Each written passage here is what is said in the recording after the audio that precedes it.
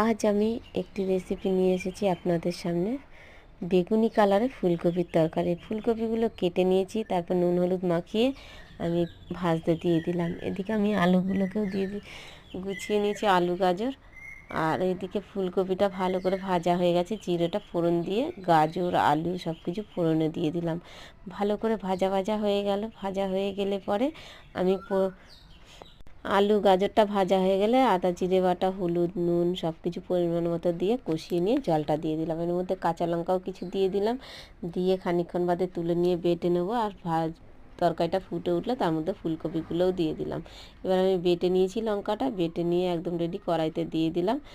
আর দেখুন কি সুন্দর হয়েছে, আর তরকারি কালারটাও। এদিকে গরম মশলাটা বেটে রেডি করে নিলাম। নামানোর আগে ধনে জিরে গুঁড়োটা দিয়ে দিলাম, আর তারপরে নামানোর আগে গরম মশলাটা দিয়ে দিয়েছি। একদম রেডি। খেতে যে কি অসাধারণ হয়েছে দেখুন, একদম গলে গেছে।